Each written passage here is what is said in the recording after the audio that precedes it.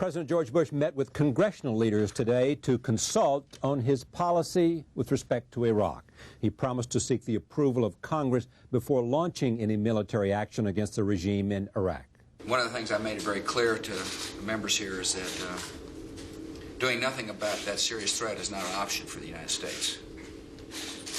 I also made it very clear that we look forward to an open dialogue with Congress and the American people about the threat, and that not only will we consult with the United States Congress, we being the administration, but that my administration will fully participate in any hearings that the Congress wishes to have on this subject, on the subject about how to make America a more secure country, is how to best protect the American families in our country.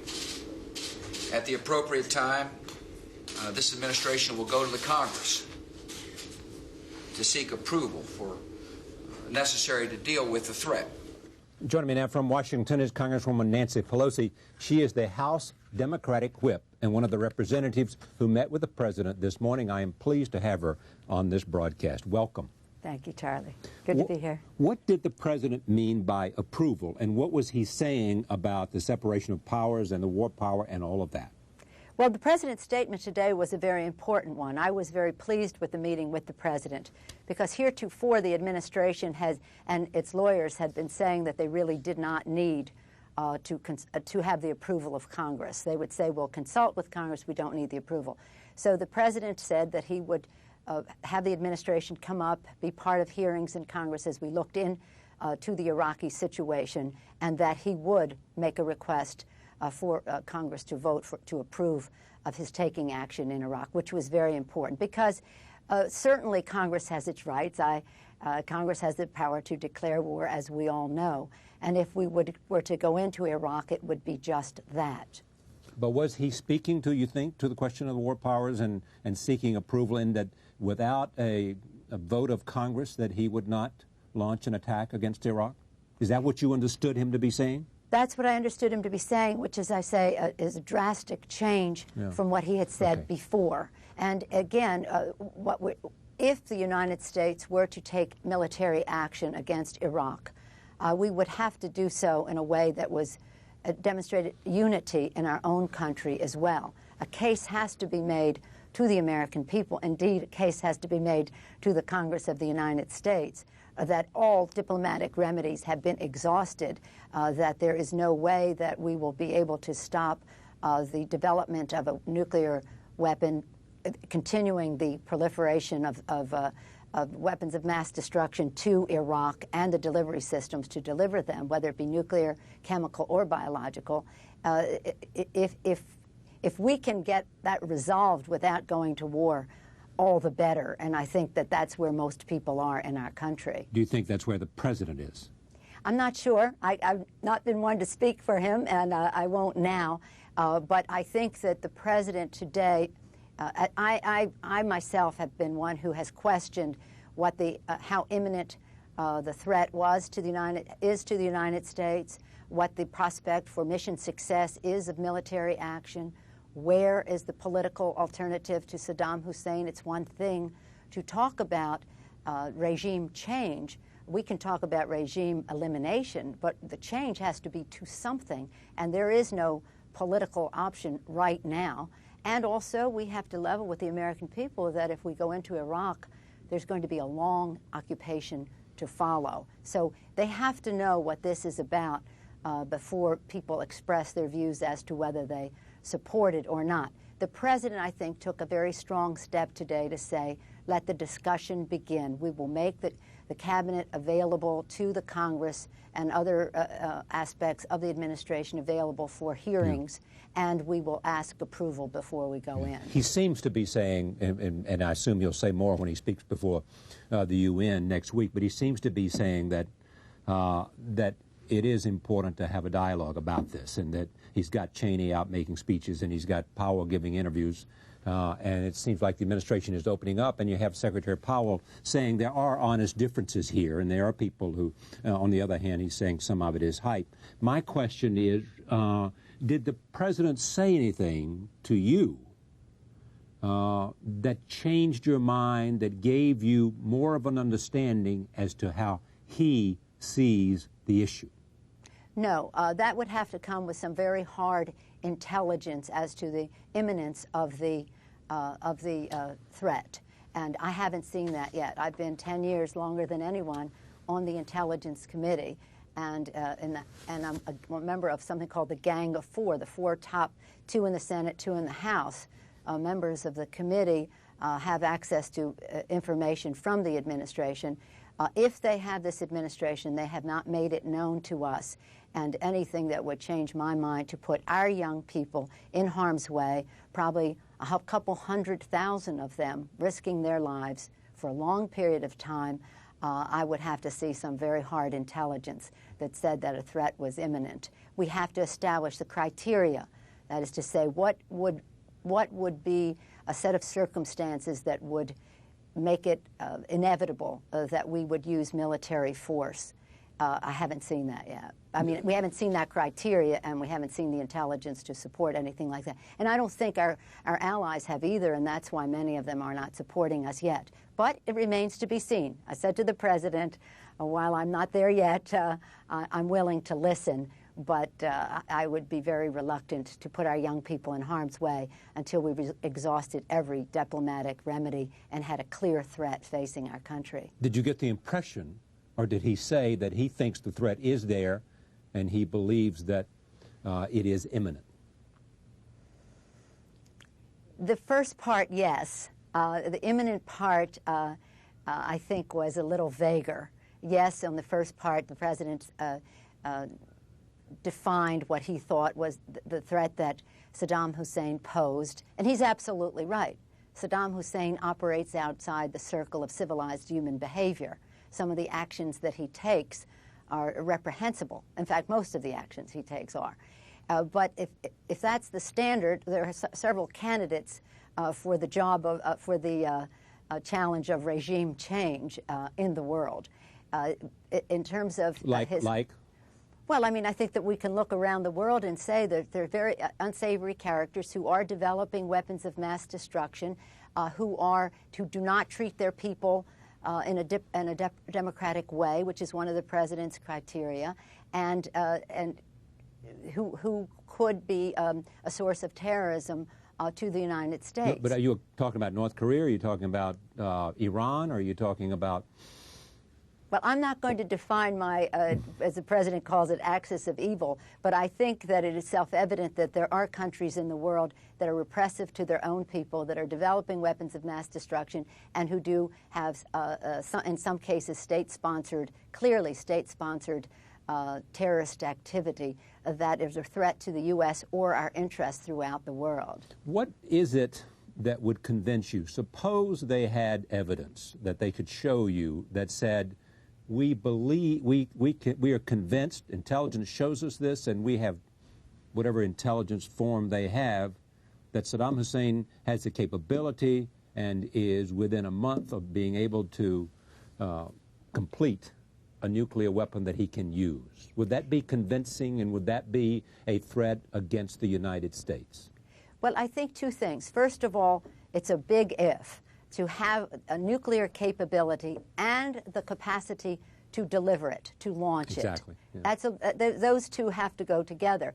And then on top of that, we'd have to have a clear understanding of the plans and intentions of Saddam Hussein as to launching something against the United States, which would be sudden death to him. It would, his country and he would be gone should he attempt such a thing. But we don't want to come to that. It's too late for us and for him at that point.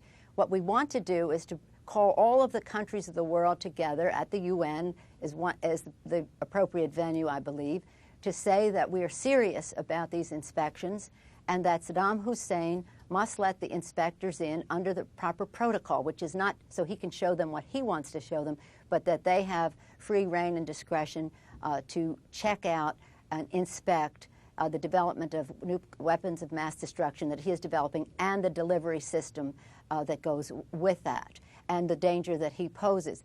I think that when the world is serious about stopping the proliferation of weapons of mass destruction, then we'll be more effective in stopping it.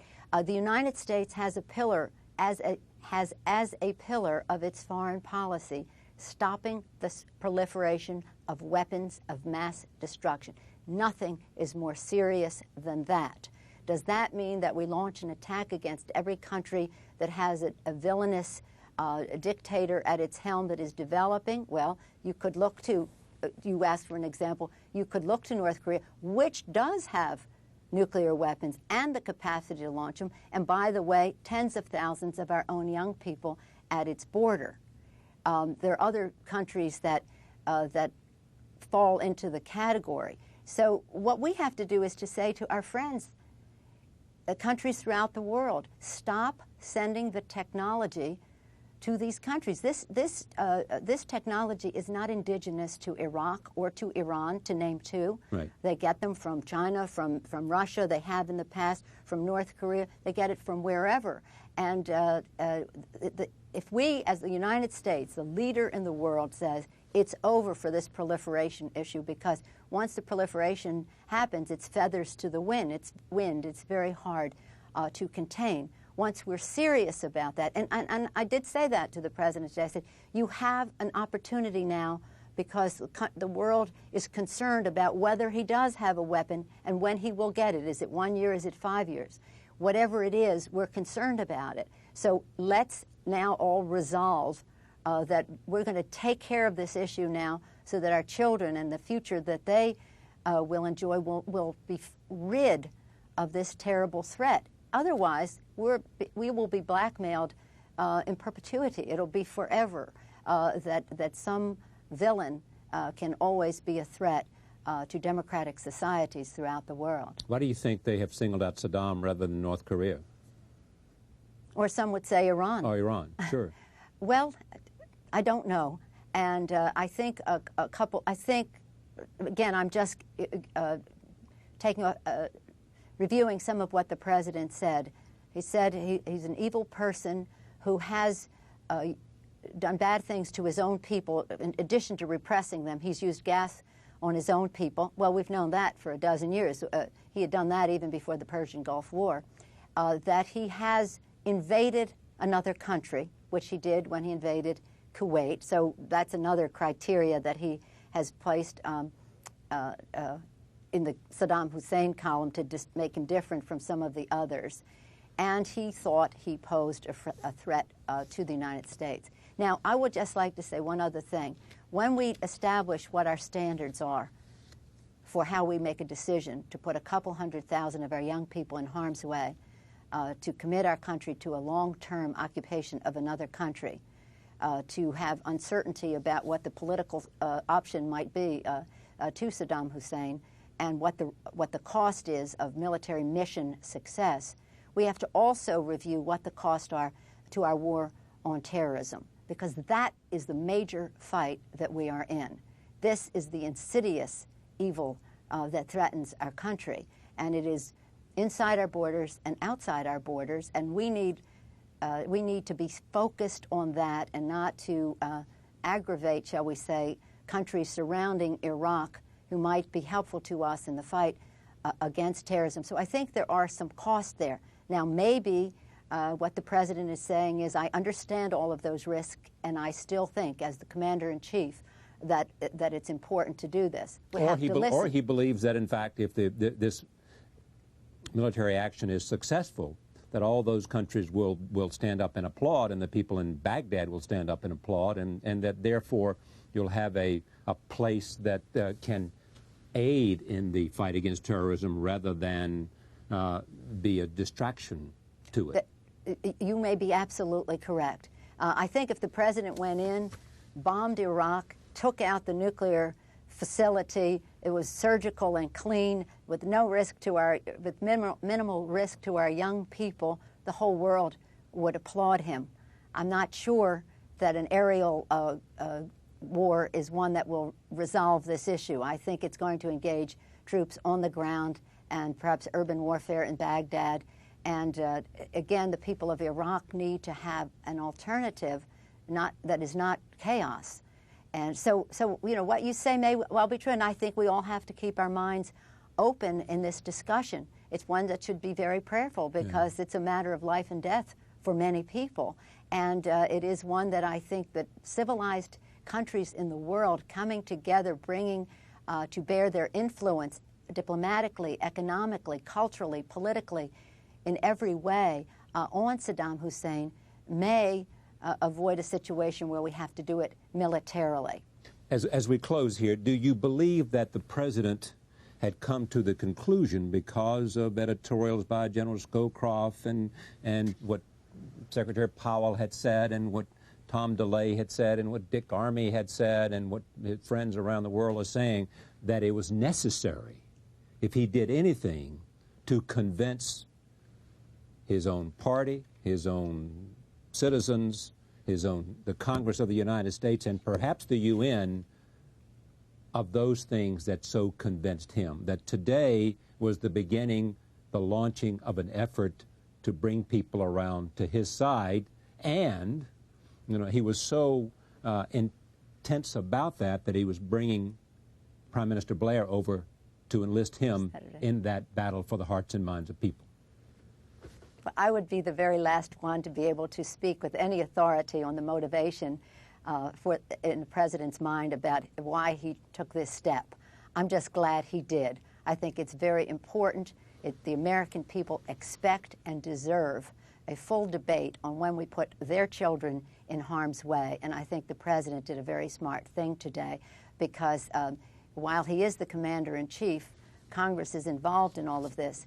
But we want Saddam Hussein to know that all of the American people find his behavior, again, outside the circle of civilized human behavior, and that we will not be threatened by him, but that we have our own ways of approaching it that hopefully will be diplomatic rather than military. And whatever the motivation the president has, I commend him for reaching the conclusion that we need to have an open dialogue with the American people, letting them know what the price is in every way, including a long occupation of Iraq.